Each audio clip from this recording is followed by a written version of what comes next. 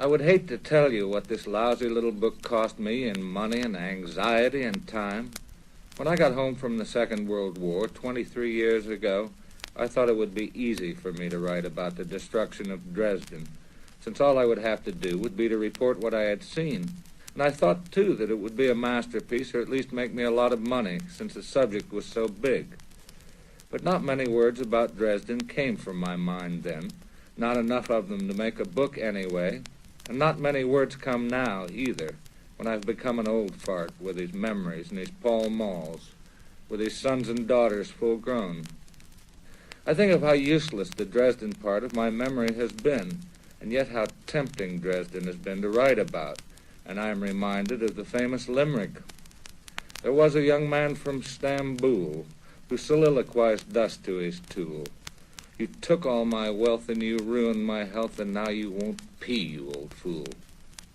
And I'm reminded, too, of the song that goes, "My name is Jan Janssen, I work in Wisconsin, I work in a lumber mill there. The people I meet when I walk down the street, they say, 'What's your name?' And I say, 'My name is Jan Janssen, I work in Wisconsin,'" and so on, to infinity. Over the years, people I've met have often asked me what I'm working on. I've usually replied that the main thing was a book about Dresden.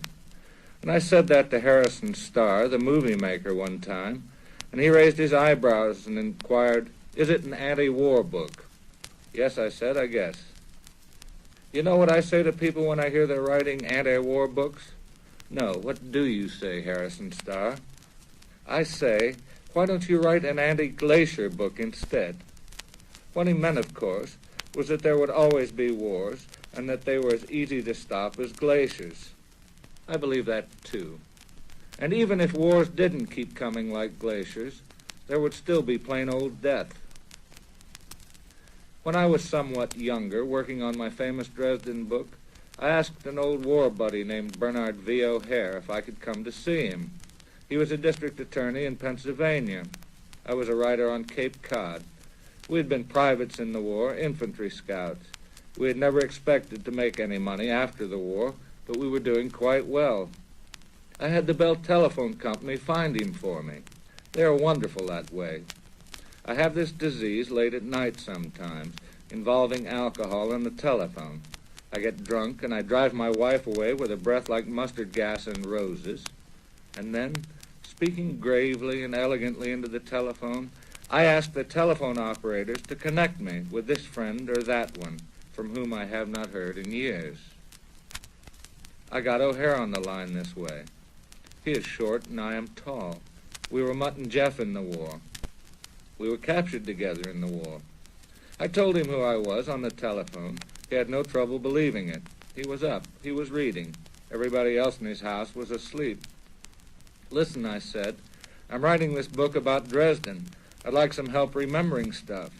I wonder if I could come down and see you and we could drink and talk and remember." He was unenthusiastic. He said he couldn't remember much.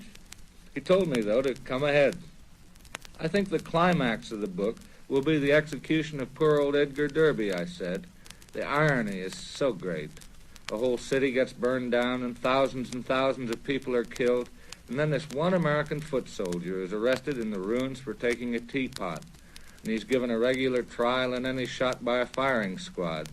"Uh-huh," said O'Hare. "Don't you think that's really where the climax should come?" I said. "I don't know anything about it," he said. "That's your trade, not mine." I think about my education sometimes. I went to the University of Chicago for a while after the Second World War. I was a student in the Department of Anthropology. At that time, they were teaching that there was absolutely no difference between anybody. They may be teaching that still. Another thing they taught us was that nobody was ridiculous or bad or disgusting.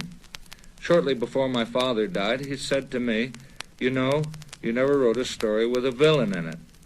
I told him that was one of the things I learned in college after the war. Even then, I was supposedly writing a book about Dresden. It wasn't a famous air raid back then, in America anyway.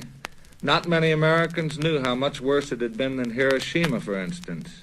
I didn't know that either. There hadn't been much publicity. I wrote the Air Force back then asking for details about the raid on Dresden. Who ordered it? How many planes did it? Why they did it? What desirable results there had been, and so on. I was answered by a man who, like myself, was in public relations. He said that he was sorry, but that the information was top secret still. I read the letter out loud to my wife, and I said, "Secret? My God, from whom?" We were United World Federalists back then. I don't know what we are now. Telephoners, I guess. We telephone a lot, or I do anyway, late at night. I taught creative writing in the famous Writers' Workshop at the University of Iowa for a couple of years after that. I got into some perfectly beautiful trouble, got out of it again. I taught in the afternoons. In the mornings I wrote. I was not to be disturbed. I was working on my famous book about Dresden. And somewhere in there, a nice man named Seymour Lawrence gave me a 3-book contract. And I said, okay, the first of the 3 will be my famous book about Dresden. The friends of Seymour Lawrence call him Sam. And I say to Sam now, Sam, here's the book. It is so short and jumbled and jangled, Sam, because there is nothing intelligent to say about a massacre. Everybody is supposed to be dead, to never say anything or want anything ever again. Everything is supposed to be very quiet after a massacre, and it always is, except for the birds.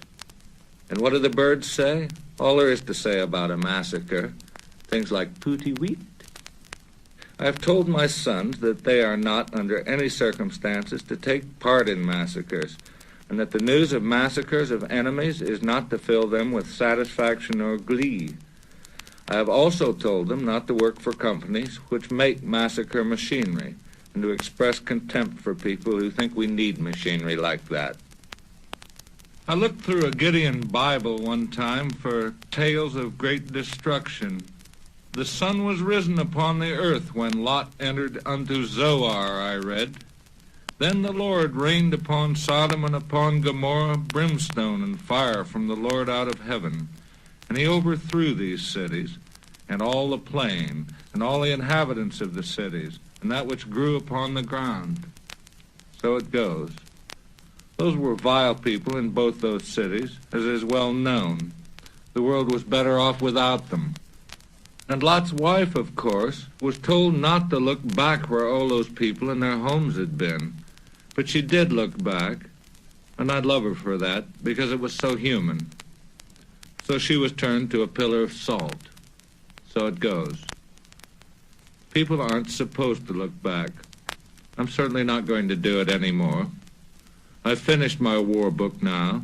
The next one I write is going to be fun. This one is a failure, and it had to be, since it was written by a pillar of salt. It begins like this. Listen. Billy Pilgrim has come unstuck in time. It ends like this. Pooty weet,